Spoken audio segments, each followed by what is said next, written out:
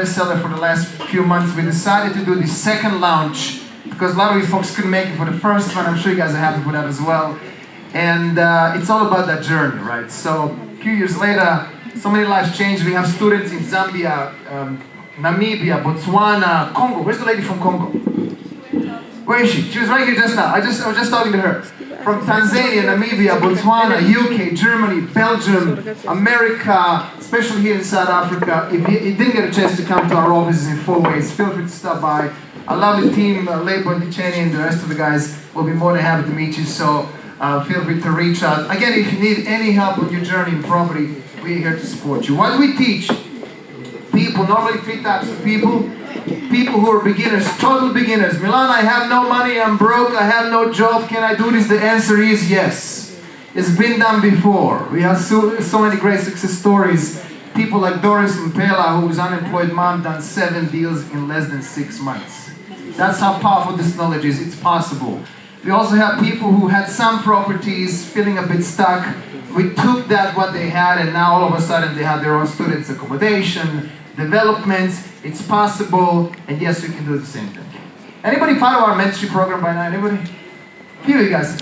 Powerful journey. Sometimes you need help from the proven mentor, and we partner with the top residential commercial developers here in South Africa who are part of this to teach people who made mistakes so that you don't have to. And guess what? That's how this book was born. Little girl from Ga-Rankuwa, Zone 7. Anybody know where that is, by the way? Just around the corner. How did this little girl from Ga-Rankuwa, from nothing? By the way, her mom is here. She's going to be here. Very proud of her. I'm so happy to have her somewhere around here. How did she manage to do this? Well, it's about that willingness to do something different. Willingness to change your life for better, and understanding that sometimes if you don't know how, you need to find someone who knows. And she left her country, ended up working in America, and years later she came back with almost nothing. After all this hard work, she bought some properties, lost them. It's a great story. Everything is in the book, by the way. And she realized that, Milan, I've been using all these strategies for many, many years, almost lost everything, just didn't work for me. Is there a better way? And eventually she ended up learning from the mentors from the UK. She went there, learned from the right people, and she brought that knowledge here, started from scratch, and all of a sudden regained all that back she lost, and more. Multi-millionaire property portfolio, massive developments, executive mentor. You saw her on TV, and she wrote this book about this journey and strategies that helped her to be where she is today. So if you're a beginner, highly recommend get that book. You'll realize how did she start it. You might even see me there, by the way, somewhere. In the middle, the guy in yellow looks like Ali G. That's the guy. You know, we met on the cruise ship, and I've been honored and privileged to be part of this journey. And eventually we met this gentleman right now who's going to be joining us on the stage. And everybody who's part of this journey, who's part of our company, they all needed to have something in common. And this was crucial for us. They need to be willing to change people's lives and give back more when they get. Simple as that. How do we change people's lives? Right? That's the whole point. And everybody who's part of it, everybody that you see who's helping us, it's all about transformation. So many lives changed through these programs, and I'm so happy to be a part of this. So grateful for this journey. It wasn't as easy as you guys might be thinking, but here's the best part. We made mistakes so that you don't have to.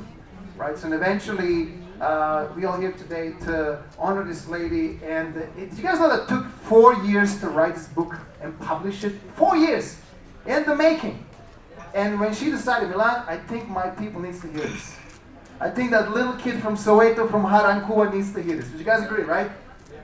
How else would you get inspired and realize that there is hope?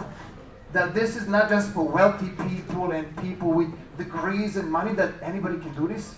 And she's the living proof, and she's here with us today. I'm so happy to share this journey with you guys, and I hope you guys are going to get inspired by this book.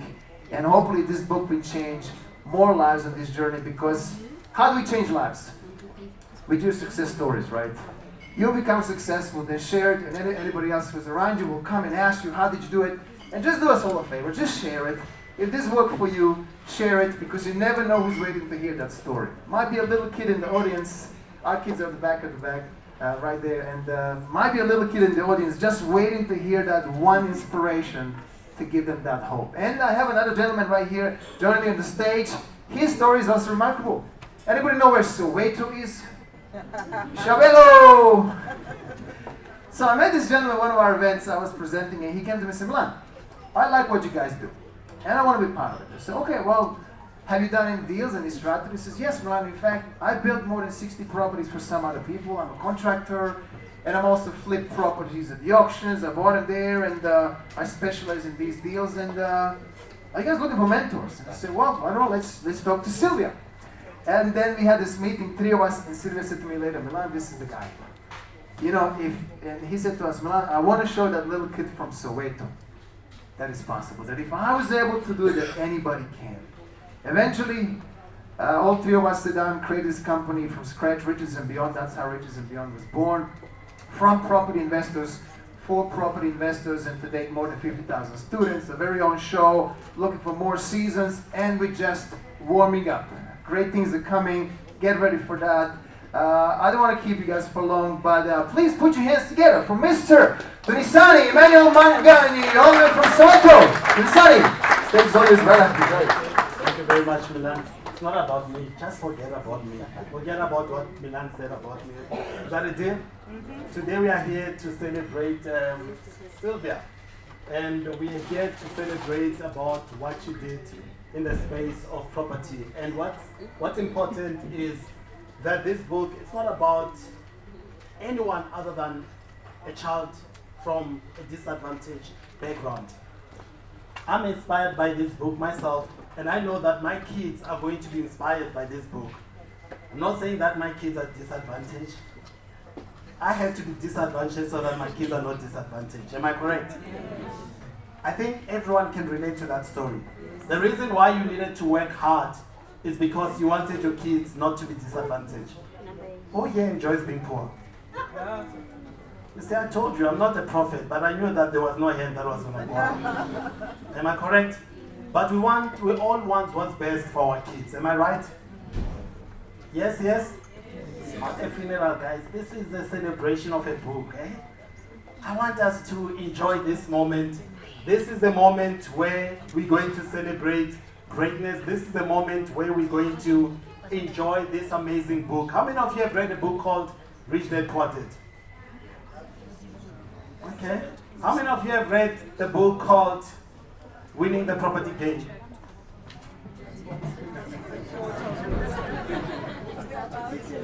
Okay, no one has read that book. I thought all hands are going to be up. At least I see some hands. Yes, yes. And the reason why I'm asking is because this book is more relevant to South Africans than ever before. It speaks about experiences that are happening in South Africa. I promise you, when I read this book, as Milan said, it was really an interesting journey when Sylvia started writing about this book, because her mission was to touch as many people, relating the stories that everyone can relate to. You know, how many of you understand where or know where Ga-Rankuwa is? Okay, who've heard about Ga-Rankuwa? Who, no matter what I say, they will never raise their hands. Something has to give in, eh? Something has to happen, am I correct? Yep. Some know Ga-Rankuwa, some who've never heard about a place called Ga-Rankuwa. At least there is something. Thank you for your honesty. Ga-Rankuwa is a township, eh? A dusty road. It's no longer dusty, but when Sylvia was born, it was a dusty road. But let me tell you something. She said, you know what, with this book, I want to make sure that a child who's just like me can relate to this story.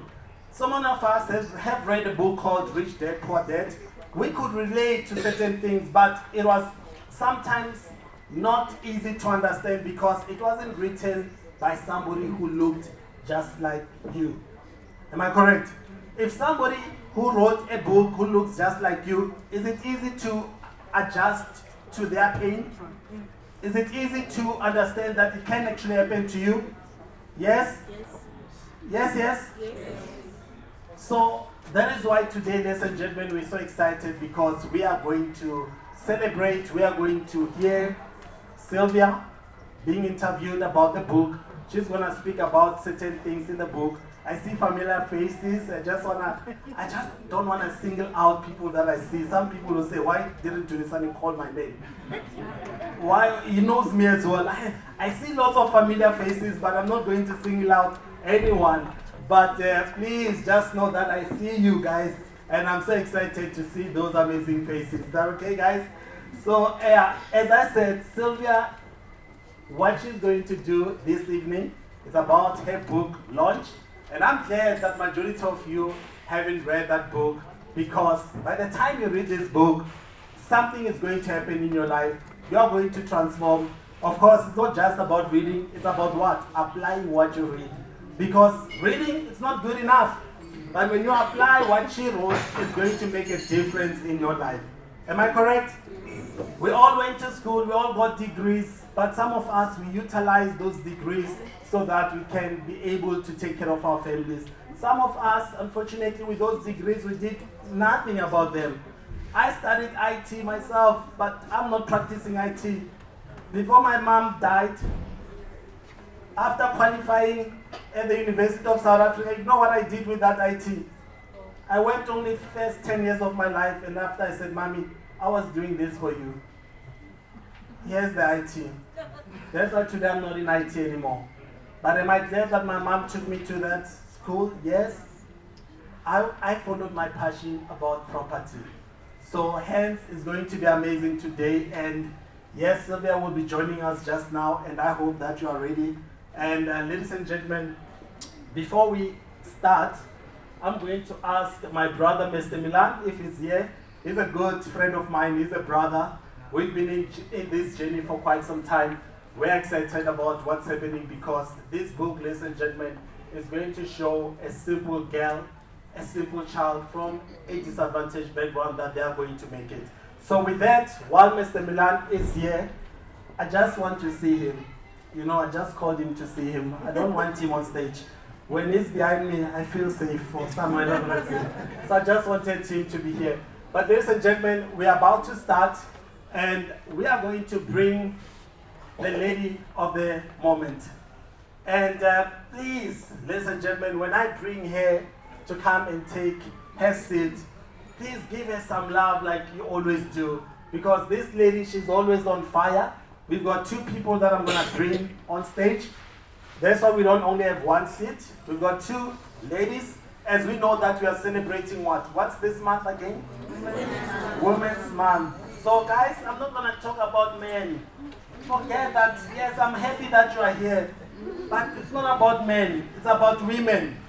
And that is why we made it a point that this amazing lady called Sylvia Milosevic, she was not going to be interviewed or talking to another guy. She was going to talk again to another powerhouse. Women who are making a difference in South Africa. Women who are not sitting. And I know that amongst you, there are women who are making a difference, who are not in the public. Am I correct? Yes. Who's a powerhouse? I want to see those women who are powerhouses here. By show of hands, let me see. Yes. You have to know yourself, hey? No one will know you. You have to know yourself. Let me see those hands again. Some of you are saying, it could be me or not. No. You have to know yourself, and I really celebrate you, ladies and gentlemen. Yes, you might not be out there, but you're making a difference, and we celebrate you this month. Happy Women's Month. That's all I want. Give yourself a round of applause, ladies and gentlemen. Thank you. And I'm going to ask Jens to give this amazing woman a round of applause. Let's hear it. That's what I'm talking about. Yes. Women couldn't give themselves. There we go. There we go. So, there we go, Sylvia. Thank you. Wow. So, ladies and gentlemen. Hi, family. How are you? Wow. There we go. Let's give her a round of applause once more, ladies and gentlemen. I thought we were going to stand up, but it's okay. No. It's okay. And now we're going to also welcome on stage another powerful house. The name is Lerato Kganyago. Let's just welcome you on stage.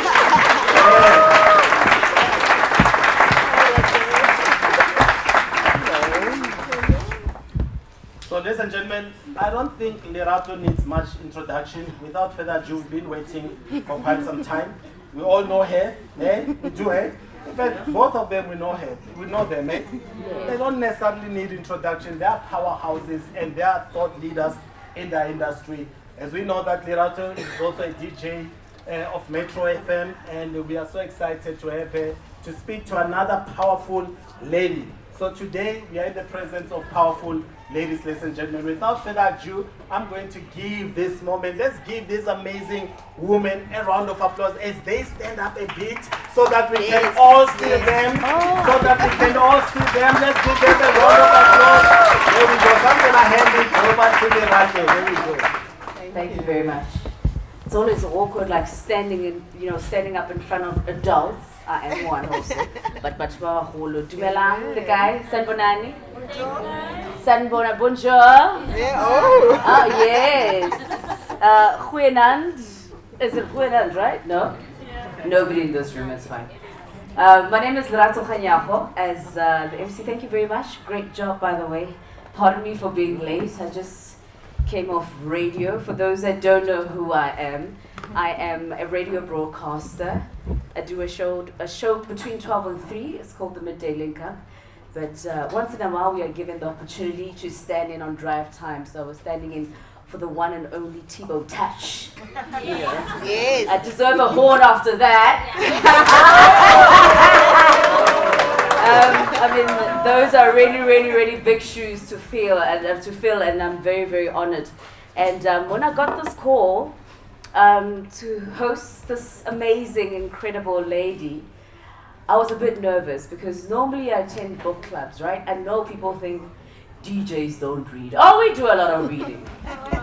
No, we do a lot of reading, okay? Besides the fact that I'm also a TV presenter and an entrepreneur, business in my own right. But it was a really interesting story that I read about where you come from and what you have written about. And I think something that a lot of young people don't necessarily learn about at a very young age.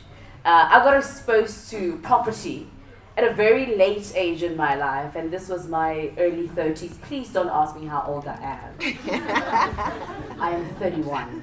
And that's my story, and I'm sticking to it. I remember the first time I bought my first property, I had no clue what I was doing. And because I had nobody, well, I did have people to advise me, but I actually chose to go ahead with it on my own. And I promise you, I made some of the biggest mistakes, which I regret later.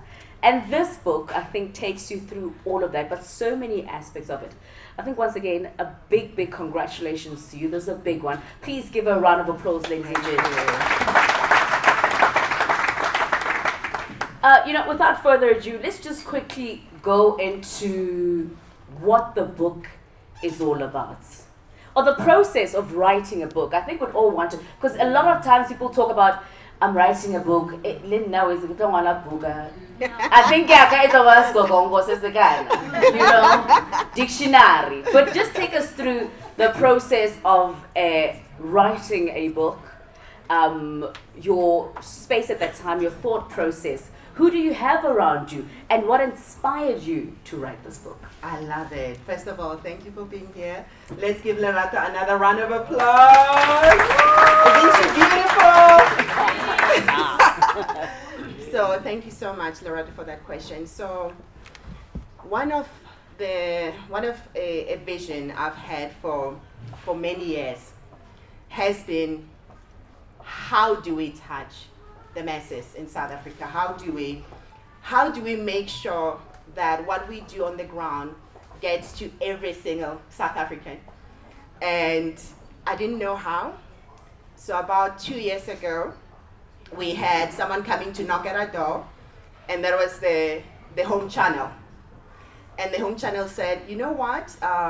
You're doing amazing things. And it just so happened that the executive producer of the Home Channel was my student. Actually, senior and executive producers were my students, and they had huge success through our mentorship programs. And they were like, you know what, Sylvia, why don't we do a show? Why don't we do a show that showcases the amazing work you guys are doing on the ground? And I thought to myself, that's it. That's how we can touch the masses. Because I had this question for many years.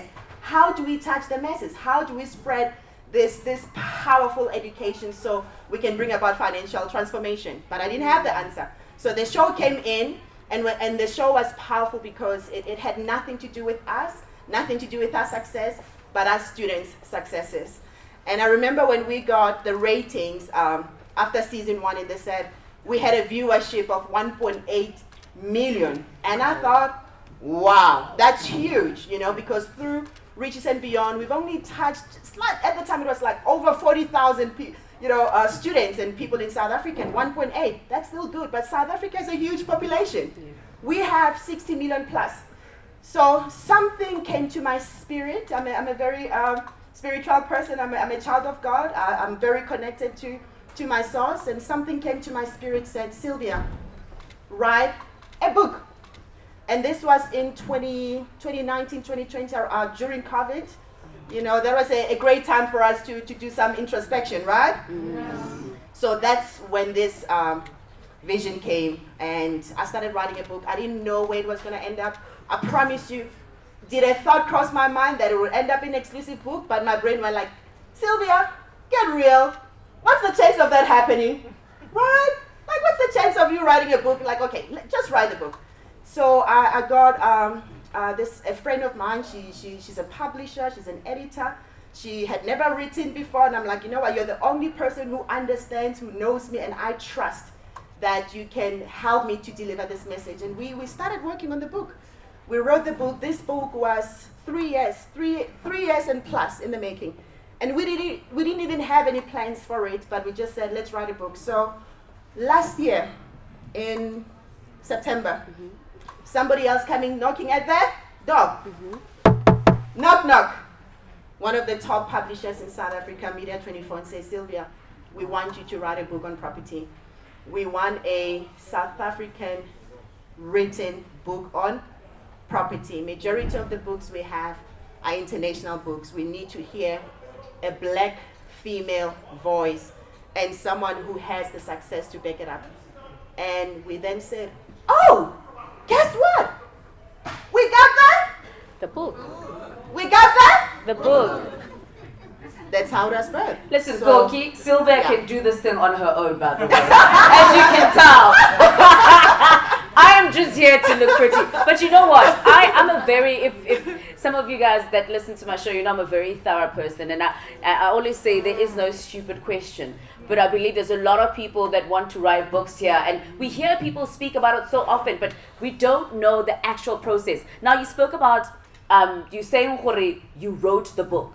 Immediately when you said that, now I'm thinking, are you sitting with a pen and paper, with a publisher, or are you writing as you go on your own? Right. So the entire process involved a ghostwriter. So we would have frequent meetings. I will share, actually the whole process from the beginning. You don't even know where to begin. You don't know where to start because there's so many ideas. This book was in my bed. It's like, okay, I've got all this information. I want to put it out on paper, but where do we start?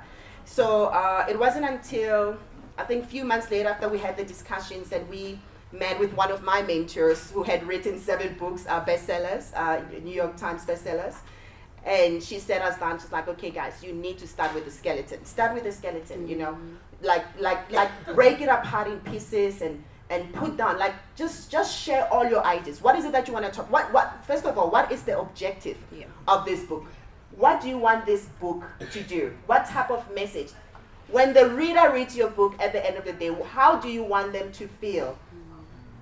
And the answers were, I wanted the reader to feel that anything is possible. If that girl from Ga-Rankuwa can do it, I can do it too. I wanted the reader to after reading this book to feel so empowered that they can't even wait to get started investing in property, because now at least they've got a roadmap on where they need to get started from. And I wanted young girls in South Africa to read this book and see themselves and see that it is possible. It is very possible. So the objective was transformation and also motivation as well. A lot of things we don't speak about as challenges of it is Women's Month, you know. Happy Women's Month, ladies. Yes. Bomme.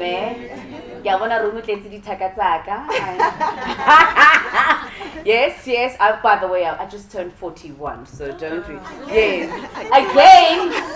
What do you mean 41 again? Okay, 31 was a lie. I'm actually 41. I was born in 1982. So there you go.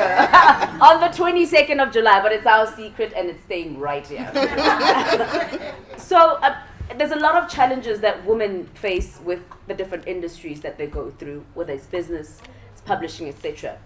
Now you're writing a book. Did you maybe perhaps come across any challenges that you'd like to share with the audience? In terms of the book writing, Yes. I have to be honest, none. Because remember, my intention in the first place was never even to publish it. You know what I'm saying? I was just writing a book, and the publisher happened to know about what we do, and they approach, and I think the TV show had a lot to do with that, you know, so it wasn't the goal to be an exclusive book, I have to be honest. I just wrote a book, and that's what I felt, and I just, you know, trusted that the direction will come along the way where it's supposed to end up. But no, honestly speaking, I didn't experience any challenges. As a matter of fact, as you can tell, the publisher got hold of us last year in September. The book was already in all the stores from this February. So no, we just happened to should I say to be lucky? Because they say luck finds them prepared, right? Yeah. So I guess all those years of hard work and all, like, you know, to building the brand, to building the company to the level that it is today, that spoke volume by itself. And hence we got the publisher knocking at our door. Let's speak about you going overseas at the age of 21. I'm not going to ask you your age. Oh, by the way, I lied. I'm not 41. Don't worry, it's going to keep changing. Until age, it will change. It will go 12 somehow, somewhere. But it's okay. You know, you speak about you going overseas and really being opened up to so many opportunities. Maybe perhaps if you can touch on those for us, and are they in the book?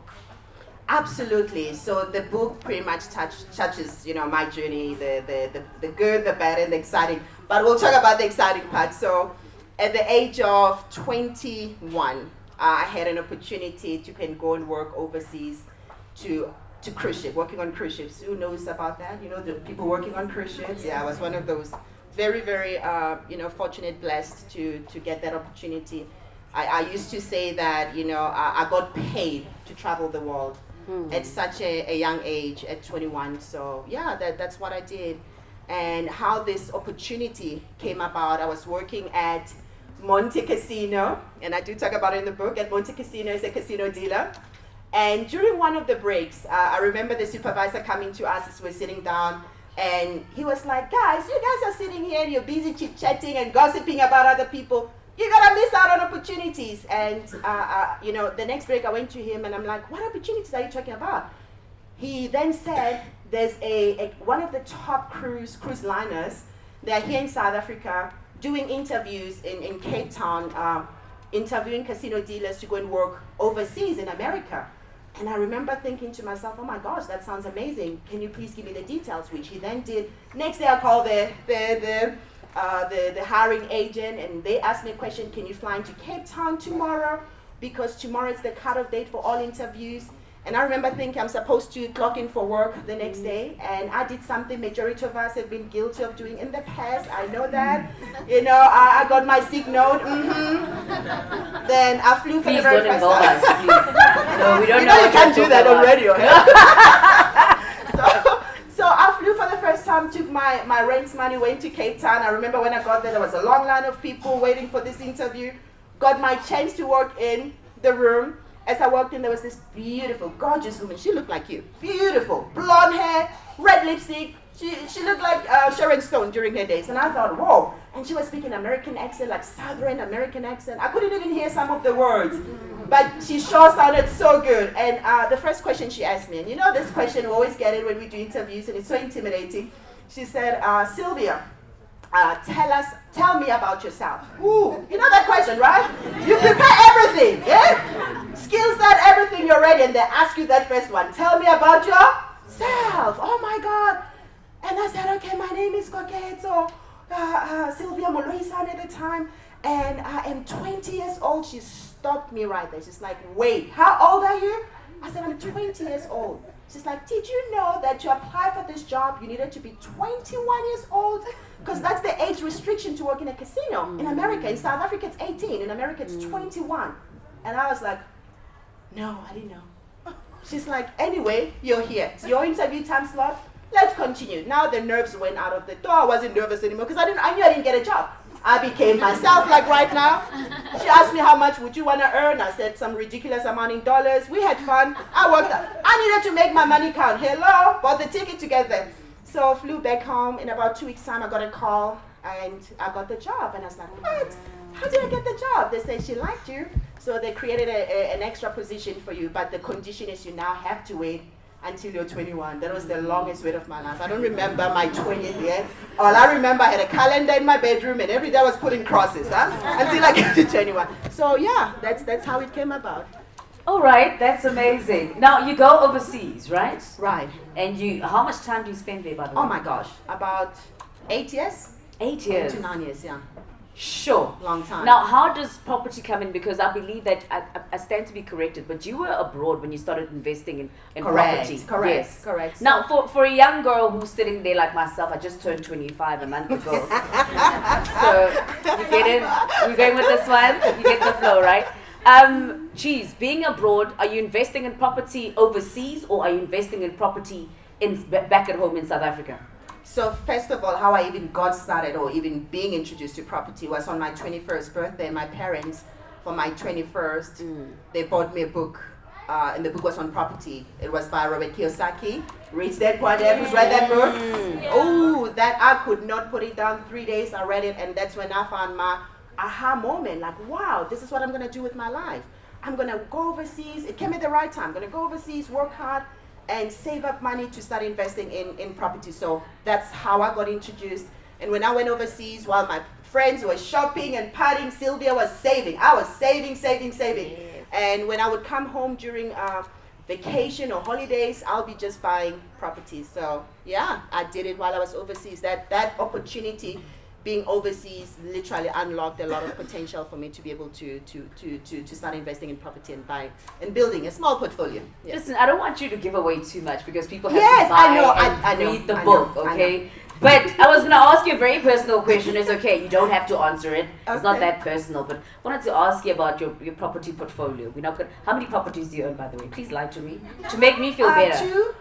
Yeah, I'm joking. 2. I'm joking. Okay, it's fine. If you say 2, No, then it's not 2. It's not 2. So back in the days, I used to get crazy about how many properties a person owned. You know what? People will be like, I own 20 properties. It sounds a lot, right? 20 buy-to-lets. But if somebody says I own 2 properties and there are 2 buildings and each one holds 100 people each, is that a lot? Yes. So, but what I've learned, it's never ever about how many properties you own. It's about how much money are you making from those properties. Because there's lots of people with properties and they're not making money. They're actually bleeding money by subsidizing their properties. Okay. So I've got a sizable portfolio in the multi-let space. I love multi-lets, communes. Also, I'm in the high-density residential development space and currently busy with my first boutique hotel. 5-star hotel in Foreways. You'll all get the invitation. We'll do that launch there as well. How about that? yes, and I'll be there when I turn 31. Now, today you came a long way, and I mean, you've come a long way, by the way. Today you are celebrated. As you mentioned, thought leader in property and an entrepreneur. We salute you for that. Once again, round of applause to her for that. That's incredible. What really made you decide to venture into this business? Property business. It started a long time ago. And you know, oftentimes in our lives, when we go through difficult situations, I'll call those misfortunate circumstances and situations, and at the time when those situations happen to you, you don't understand, it doesn't make sense, but you trust to say one day, hopefully, I'll look back at it and I'll see the whole meaning and reason behind this situation. Who knows what I'm talking about? Where you've experienced something that it absolutely didn't make sense to you, but you trusted to say, you know what, there's a learning here. I might not see it now, but one day in the future I'll look back and I'll be able to see it. So I would say it came in that format, and in a nutshell, for me, it came in a form of misfortunate situation where my father, the man I love so much, was the only breadwinner at home. He worked for BMW for 17 years of his life. The whole family were relying on him. I mean, as his family, we were his pride and joy. He lived for us. He gave us a good life.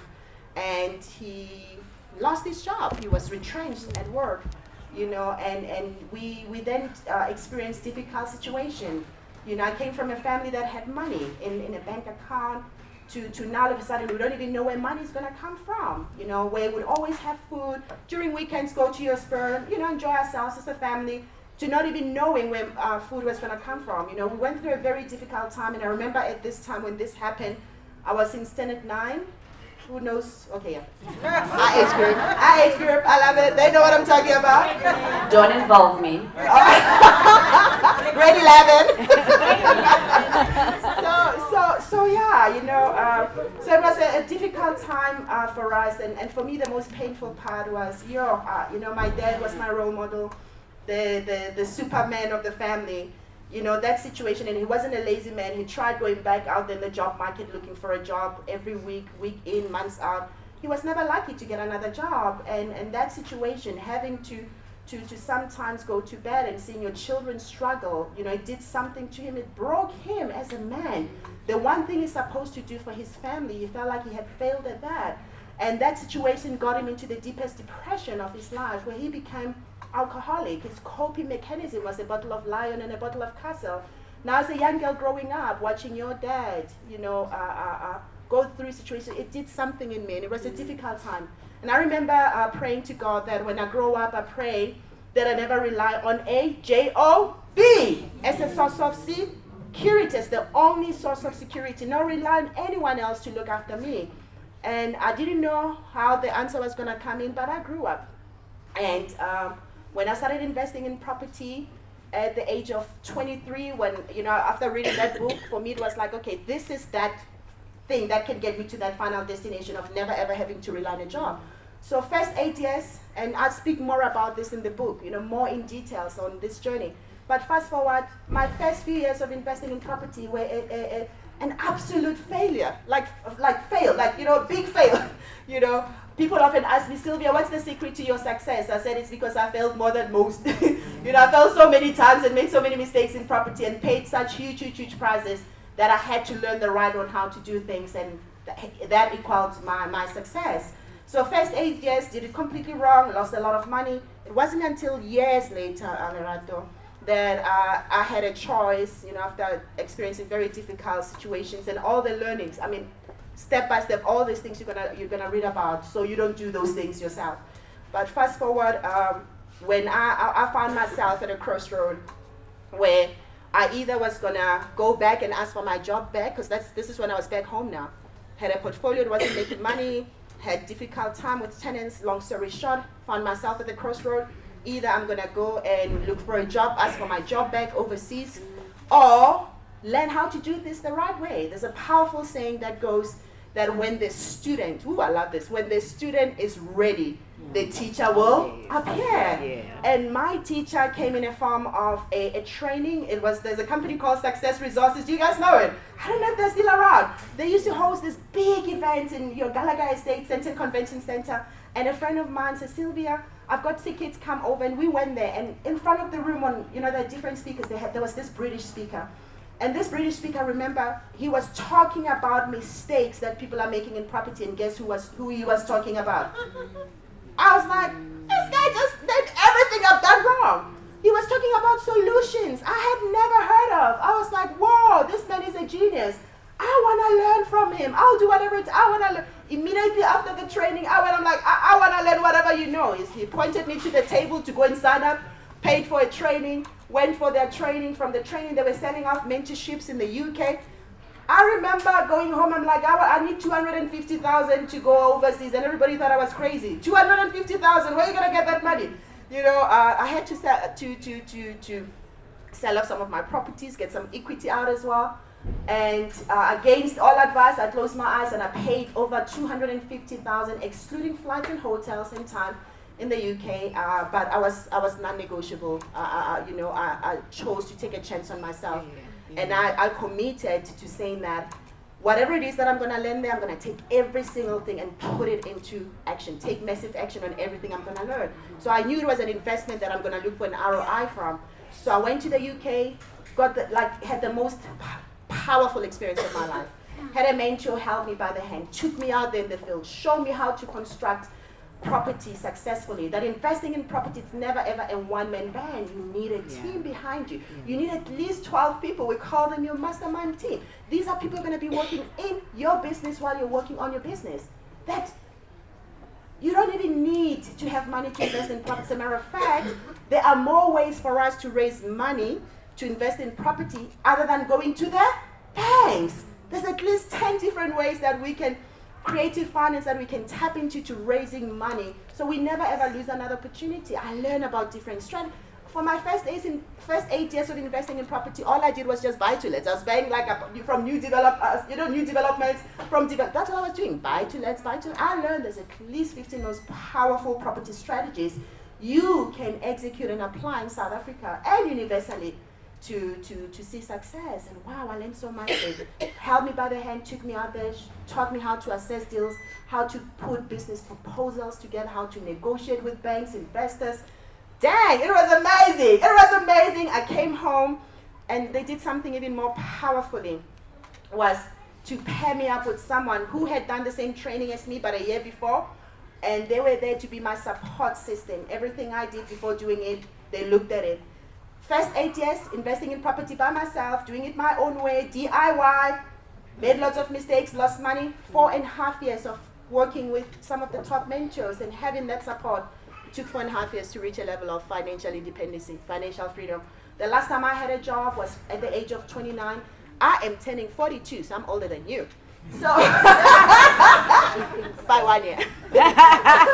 So I haven't worked for anyone else. Property has sustained me and my family for all those years. So the dream did come alive.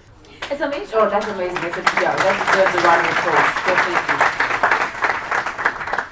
I'm just really scared that you might just be giving away a bit too much, because I still want people to get the book, read it, grasp from it, learn so much from it. But I'm going to actually open up the floor if you have any questions. Maybe take about 3 or 4 questions, if I may, ma'am. Yes, okay, I think we're good. Okay, just one last question. Could you share maybe perhaps a success story from one of your students who applied the principles from your book and achieved remarkable results? I love that. Thank you for that question. You know, I'm one of those teachers. I pride myself of my students' success. Actually, I sometimes feel like what I do, I live for my students. I literally live. Like, I've got my Tuesdays.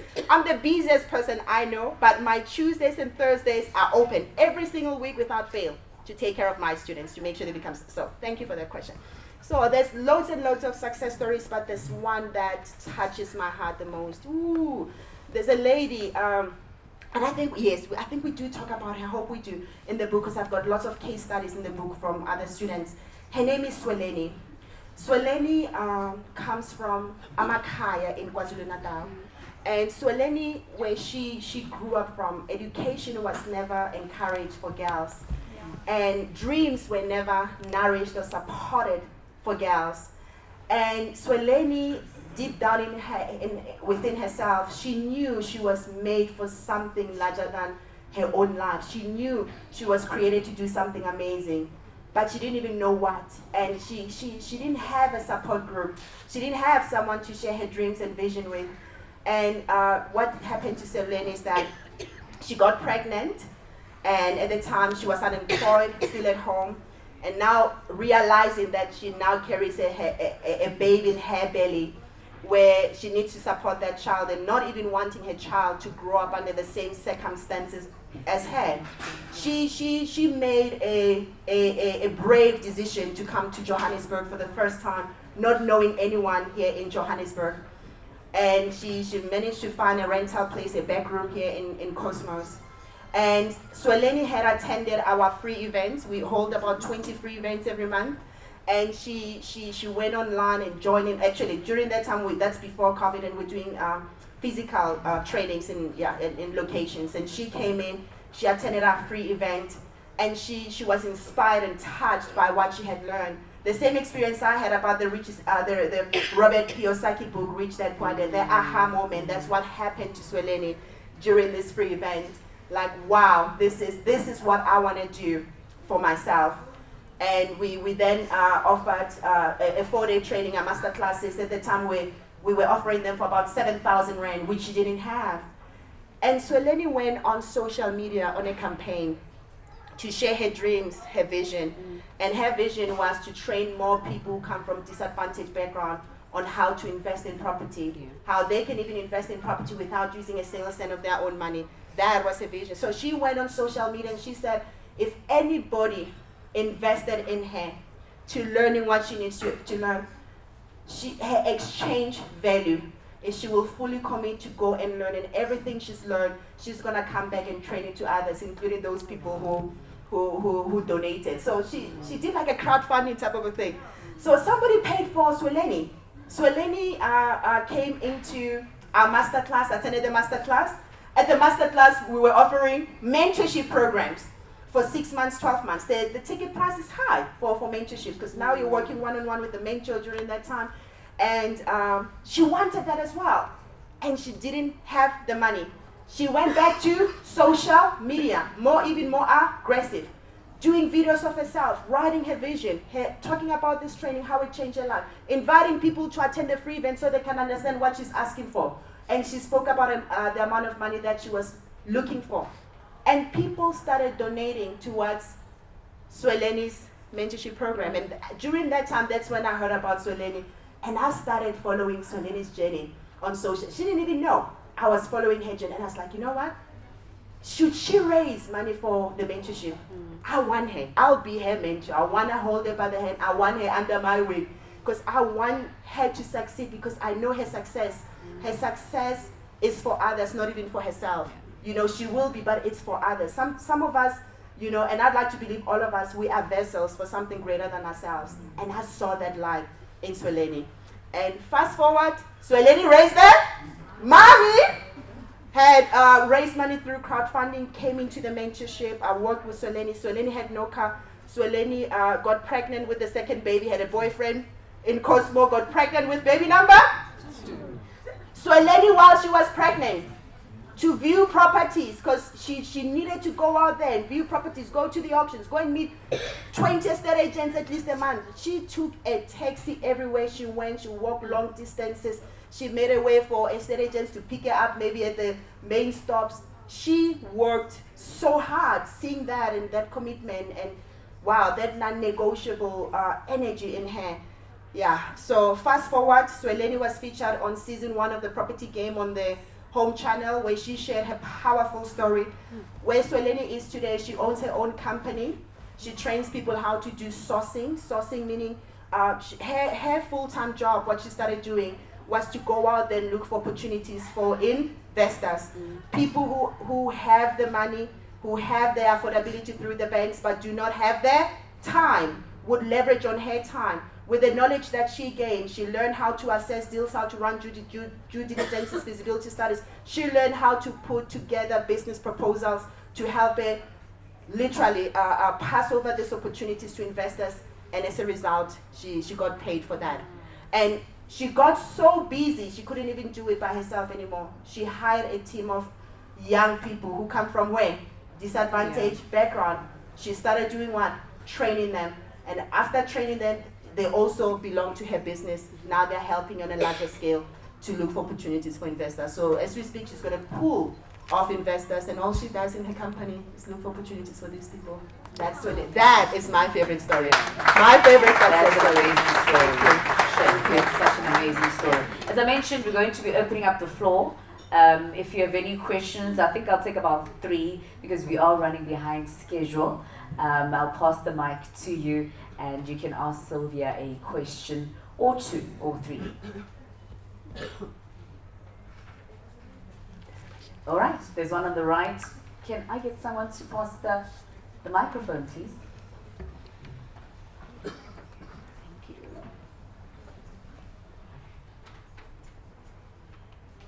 you. thanks for the great speech, Sylvia. I wanted to know, how did your mother inspire you? Because I think there's a story there. Ooh, thank you for that gift. Thank you. Ooh. That question, powerhouse one.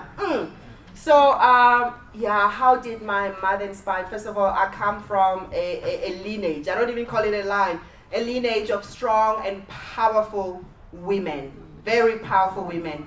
And starting off with my grandmother, who I would love to honor. Where is my grandmother? She came here. She's not even feeling well. Let's give my grandmother a round of applause. You can stand up, right? Can you still stand up? No, don't make No, Granny it's okay, stand. Granny. Okay, Oh, Granny, it's no, fine. it's fine. We see you. Standing, you love. Powerful woman. I learned independency from this incredible woman here. You know, yeah, she raised me. My mom raised me.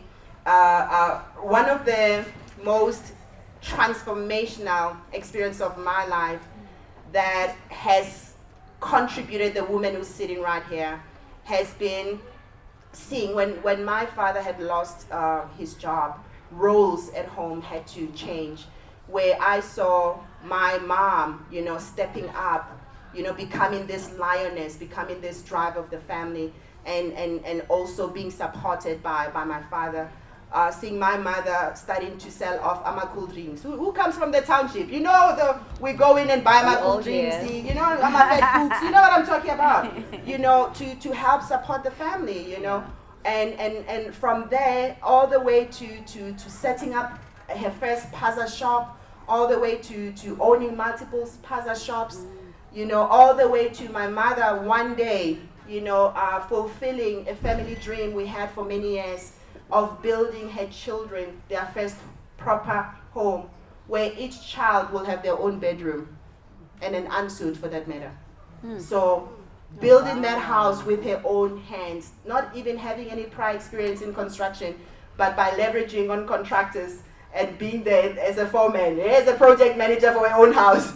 So seeing that being built, it wasn't overnight, it took about 2 years, but the fact that she managed to achieve that, and yeah, seeing her son in a bigger way, to one day starting to do stock fails. Now my mom is this popular person in Ga-Rankuwa. When you say this name, do you get what I'm saying? So yeah, fast forward to my mom going back to school, to getting her degree as a teacher. Fast forward to today, my mom being a high school teacher, matric teacher, teaching science, owning a construction work after work. Owning a construction company after work. All the way to owning Spaza shops. I don't know how many businesses my mom had. Like really. So this is the woman. Yeah, I'm fortunate. Let me put it that way. I'm so fortunate, and I've learned a lot from seeing her from the grassroots and seeing this powerful lioness rising from nowhere. So thank you for that question. Can we give my mom a round of applause? Yes, and my grandmother. Thank you. Oh, there's a lady here. Oh, there's one there. Everyone. Evening. I just heard you talking about three mistakes that you made. Can you maybe give us 3 examples? I want you to buy That's for the the book. book. That's for the book. Can we use it for the book? Yes. Okay, maybe one. Sylvia. Okay, I'll tell you one. Can I tell one? Just one. Okay, so the first biggest one I've made was getting a letting agent. You know, sometimes you've got properties and you're busy and you just get someone recommended by somebody to look after your properties. That's what I did. So the agent I had bought one of the properties from recommended this other lady as an letting agent to look after my properties because I was overseas. So fast forward, when I came back home, I met with that letting agent, and that was the last meeting we had when I told her that I'm actually coming back home now. And that was the last meeting we had. She ran away with all the deposits from all the tenants. I later found out they were fly-by-night. And I learned something, painful, that as a matter of fact, before you even get a letting agent, the same thing we do with tenants, vetting tenants, it's very important to vet our professionals. I didn't even know letting agents needed to have the right certificates, like the fidelity certificates, and you need to vet them and going through. I didn't know any of those things. So that was my biggest mistake that I made, and that cost me a lot of money, because when the tenants realized what was happening, they're looking at this young girl who doesn't even know much, and they were ready to play the game with me, and they did. That's when the mistake's gone. More on that on the book, okay? Thank you.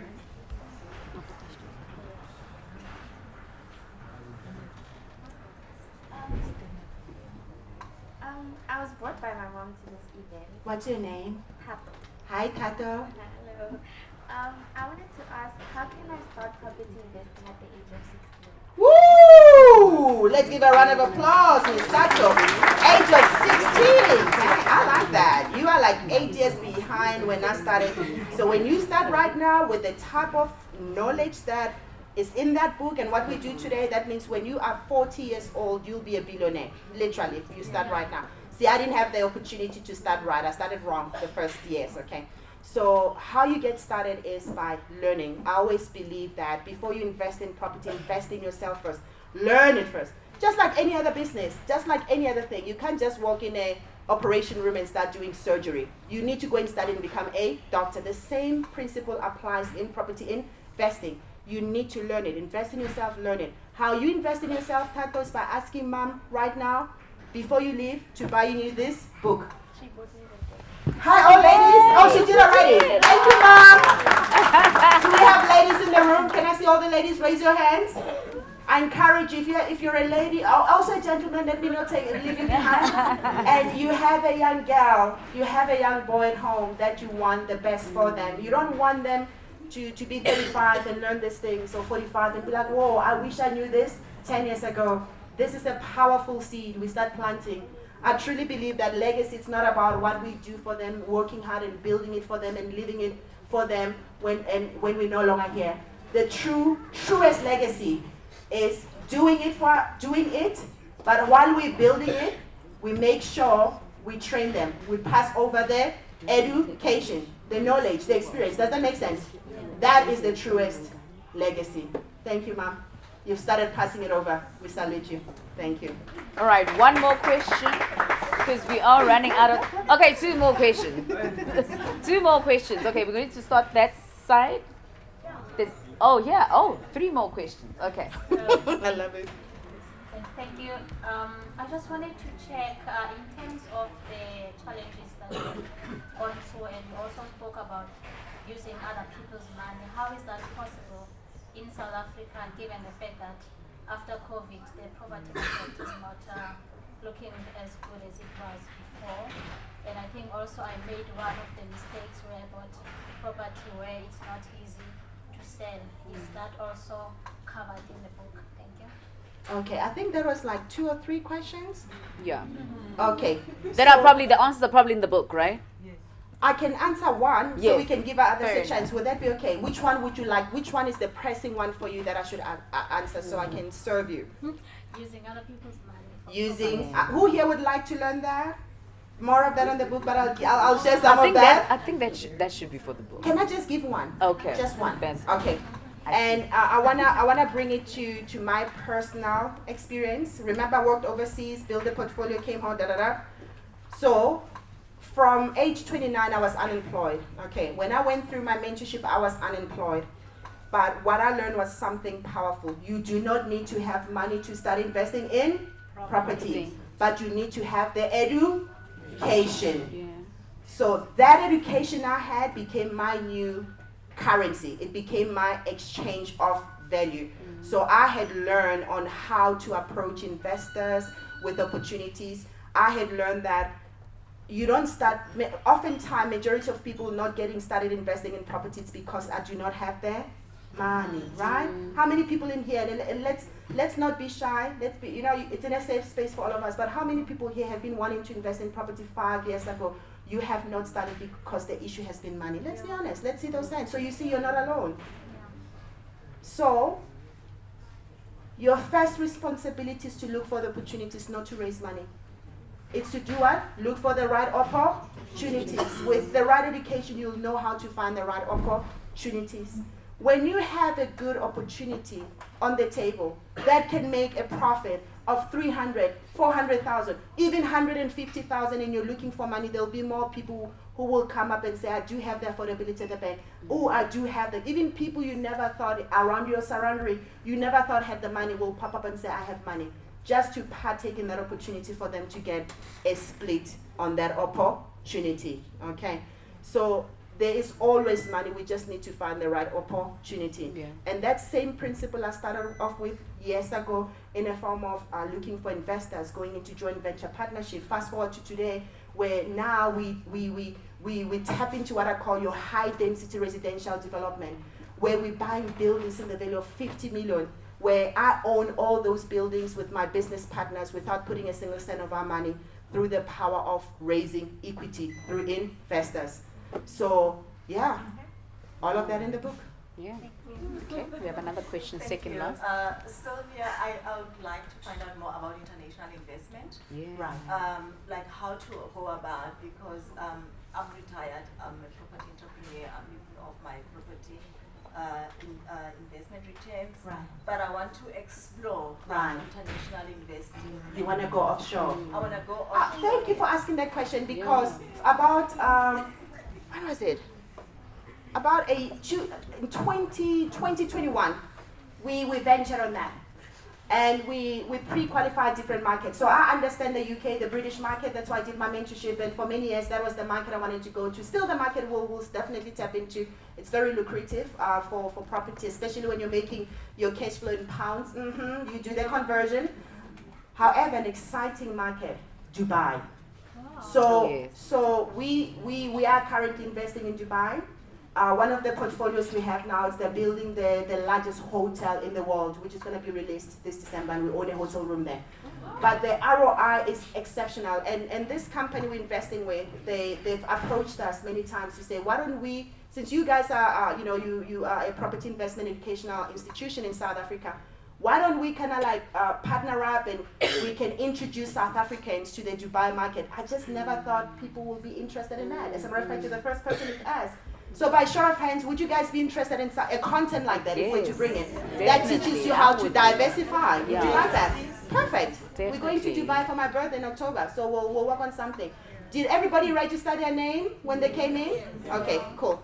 So when we bring in that course, we'll make sure we invite you. Okay, they already have a training. It's just a matter of giving them the bridge to cross over the side and education. So you can also tap into these opportunities and diversify. The power of diversification.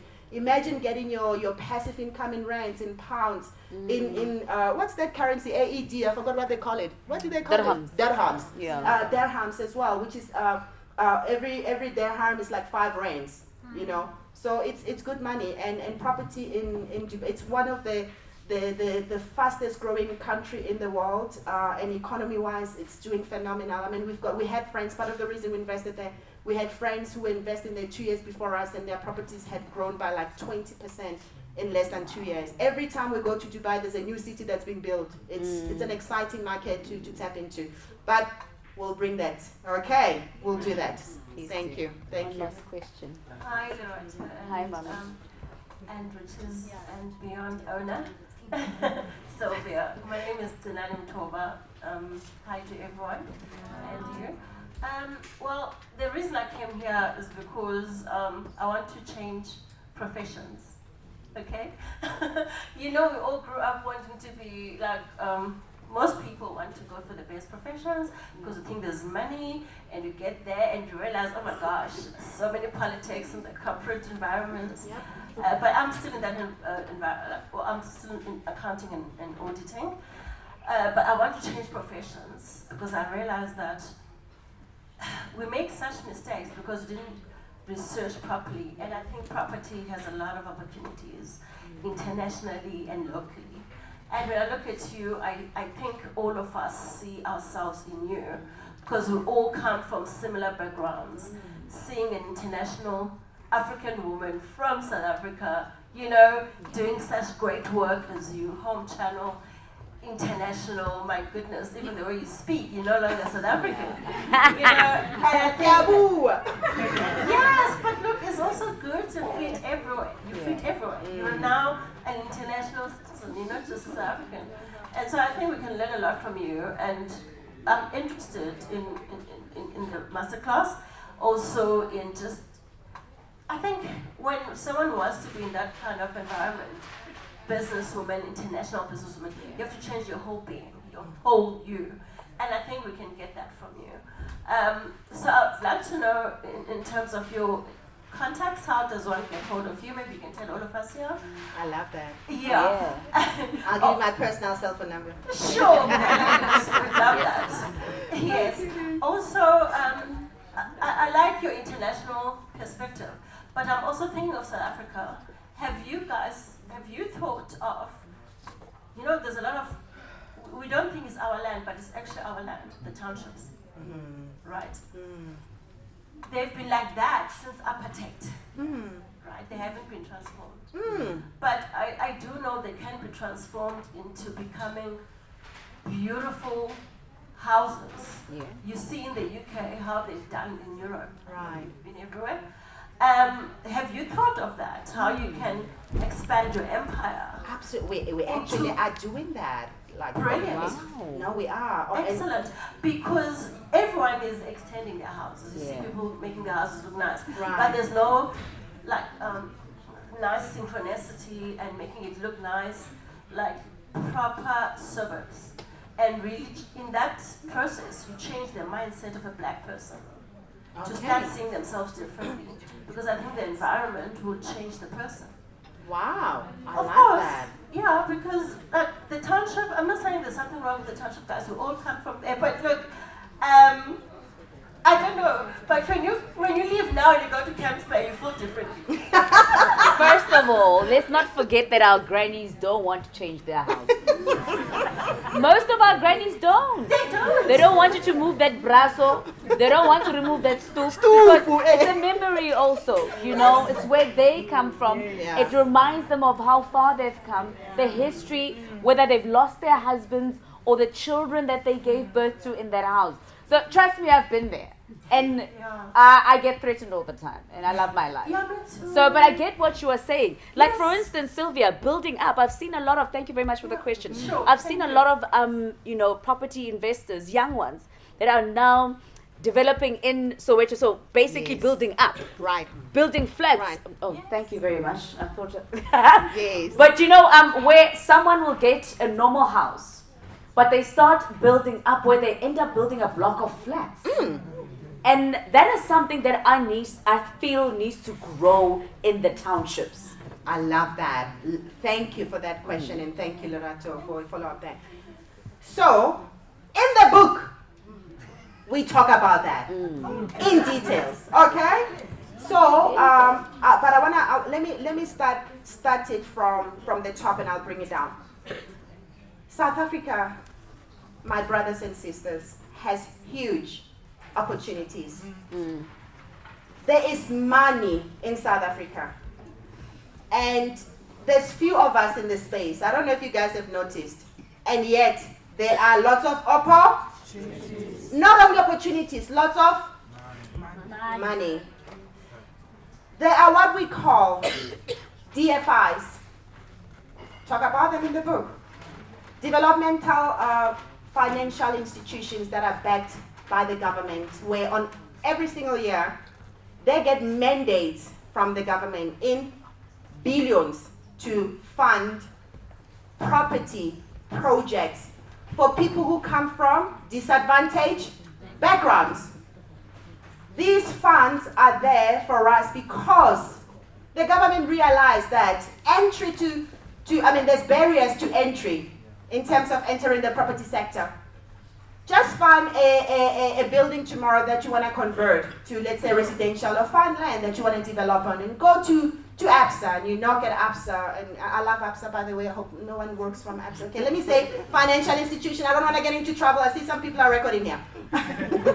So let's say you went to our commercial banks, and if you knock there and you say, I've got this amazing opportunity, Lerato.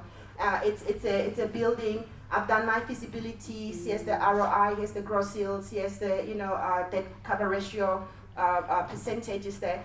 If you went there, the first question they're going to ask you is, how many of those do you have under your belt? How many of those have you successfully executed? And if your answer is $, 0, this is my first one, the response will be, go and do at least your first and second one. Get a track record. Build up your equity. So when we see you even have sureties within your property. So sureties, to back up the funding we'll give you. Now, if you don't get the first break, what's the chance of you doing that first one? So this has been the landscape for many, many years. This has been the biggest barrier for us to enter the space. So these governmental funding institutions and the mandates they have are there to support us, to giving us access to enter the space. Where when you have the right education, that education is a powerful currency. That education is the seed that you hold in your hand. When you can demonstrate and showcase acumen of what you are doing, when you can showcase how you analyze a property, a residential development from A to Z, when you have a team behind you that has experience and you know how to run your feasibility studies, you did your due diligence, you've got your business proposal, you speak the lingo, you know what you're talking. You might not have the experience, but you know what you are talking about. You've highlighted potential risk and showcase how you plan to mitigate those through what we call exit strategies, and you walk into these funding institutions. They are supposed to give us funding up to 90% of those construction costs. 90%. The government would love to give us 100%, but they need you to have your skin in the game. Please bring in 10%. But 90% is there for all of us, every single one of us in this room. And these funders, they get this mandate in the billions every single year. And when I speak to my friends who work for these institutions, they're like, Sylvia, it's so sad what's happening. Because money is here, opportunities are here. Some of these institutions, they even go as far as offering mentorship. However, there are very few of us who go there because we don't have the education. And some of us, we don't even know about where these opportunities are. So some of these funders, they do finance township property entrepreneurs. So to what Lerato highlighted on, when you drive around your Campton Park, your Sowetos, your Olive and Boschs, you know, your Ga-Rankuwas and your Soshanguve, and you see that house having like a 2 floor, some of them 3 floors, you know, the ones that are done legally, because some of them are done illegally. I'm talking about the legal ones. They're funded by, some of them by this institution. So opportunities are there, but it takes us to learning about these things. Invest in yourself first before investing in property. And by being in spaces like this, surrounding yourself with like-minded people and learning these things, that's how you get to learn about those things. So give yourself a round of applause for being here tonight. Invest in yourself before you invest in Property. louder. Invest in yourself before you. Thank you, children. Thank All right, I'm going to hand over back to Duni, who's going to take over the program one more time, but I'm still going to be here, so don't you worry. Thank you. Thank you, Lerato. Thank you to Sylvia as well. Let's give them a round of applause. You know, when you give reins to women, we can stay here until the whole night, until the morning, eh? But everything has to come to an end. So what we're going to do, ladies and gentlemen, we've got something amazing. Lerato can still sit, don't leave. We've got something that we want to give, and for those who have actually registered, how many of you have registered? If you didn't, sorry, but those who have registered, we're going to give away something quickly. Who would like to have Sylvia's book in a form of winning it? Who would like to buy Sylvia's book? I don't have to give it, it's okay. Then we'll give the other stuff, right? Because you guys are going to buy it anyway. Let me rather say, Sylvia's got a training company and she offers property training. And we want to give something. She said today, let's rather give 3 people an opportunity to attend a 4 days, not just 1, 4 days training on how to invest in property. Who'd love to have? I can't feel your energy. There we go. Unfortunately, We'll give you the 4th one. it's fine. We'll give you the 4th one. So, ladies and gentlemen, those who have registered, I'm going to actually ask somebody. I ask Lerato to pick. It's not me. You can blame me. She didn't pick you. At least I'm safe. So I'm gonna put her in the corner to choose 2. We're gonna. How many are we giving? 3. 3. Oh, wow. So Lerato is gonna choose 3 people so that you don't say it was Junisan. Wait, I want to check if my husband registered first. There we go, Lerato. And the first winner is 75. I like that. But do I say the number? Yeah. This one, right? Yeah. 79. Who's that number 79? Who's number 79? Me. There we go. Congratulations. You can stand there and have a picture with Sylvia as well. There's the winner. Just stand there. I'm gonna call the second one. And the second one is. Are we ready? It's not me, guys.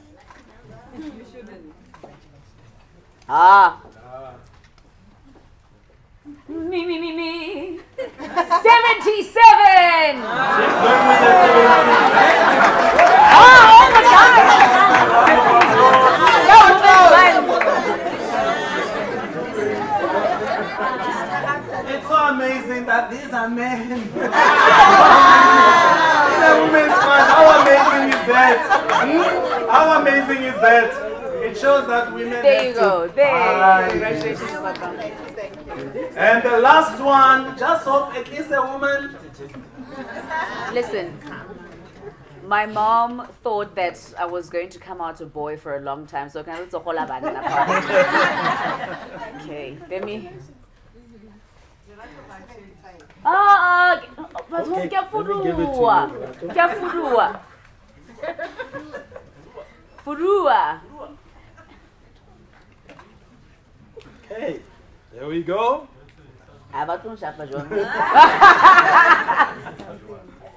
No, it's number 60. There we go, that's what we're talking about. There we go. Congratulations, mommy. There we go, ladies and gentlemen. Finally. Thank you very much. Now, ladies and gentlemen, you're still going to get an opportunity to take some photos with Sylvia as well. And obviously, if you want, for those who have actually bought the book, those who are still going to buy a book, she's going to be sitting here signing those amazing books. Okay, that you have bought, because I know that all of us are going to buy those books, that book, yes? Yes. We have already bought that book. Who's still going to buy that book? That's what I'm talking about. It's good to know what you're talking about sometimes. So ladies and gentlemen, with that, I want to bring... Sorry for interrupting. Can I do something naughty? Okay. Is that okay? It's okay. You are Thank welcome. you so much. So I want to extend something, Level. So everyone who buys a book tonight, in addition to that, we're going to give you a 30 minutes one-on-one coaching time where you sit with an advocate, someone to learn about where you are and give you an advice in terms of direction. Would you find value in that? So make sure, with your book, make sure you see Level. Level will be taking all the details, okay? We'll send you an email. Do you have the book with you? You'll talk to Level. Level, she's the boss. Okay. Beautiful. Thank you. Level, can you raise your hand so that they can see that Level? Okay. And before we come to an end, I just want to bring somebody on stage, ladies and gentlemen, because Sylvia didn't just jump and be here out of nowhere. She came from somebody who she slightly spoke about, and that woman, she's such a powerhouse. I just want to bring that woman who gave birth to this amazing lady. And ladies and gentlemen, I can assure you, you might think that I'm lying when she comes there. You'll say, where is she? Because she looks different. Some of you got me, no? You did, eh? Only men got it. Women, they're still confused somehow. When I say you're gonna... Did you get me? Oh, you did. Okay. So, ladies and gentlemen, I want to bring on stage Mem Muiboni. She doesn't like to be called Mem, but for today I'm going to call her Mem Muiboni. She likes being called Muiboni. But for today, I'm going to call her Mem Muiboni. She gave birth to Sylvia. and Sylvia's beautiful And twins the as twins!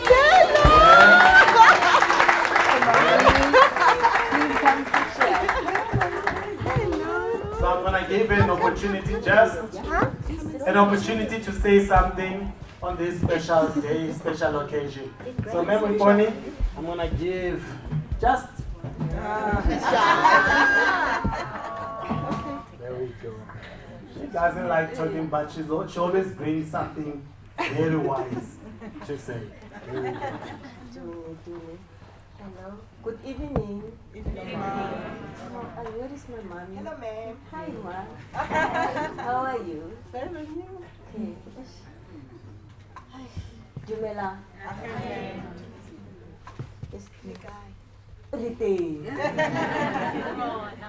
Ron. Sylvia. I don't know what to say because you talk and talk, my baby. And you change other people's life, my baby. You make me happy. I'm so happy for you. I thank God giving you my baby, my firstborn. You're so amazing. Keep on doing what you're doing, my baby. And the best thing, pray every day. Everything that you get is from the above. Amen. Yes. Right on. Let's win. There we Let's go. make money. Let's make difference. Thank you. Thank you. Thank you very much, Memory Pony. I told you, winning the game. Thank you very much, Memory Pony. So, ladies and gentlemen, thank you very much. And I just want to take this opportunity to say well done to you for showing up this evening.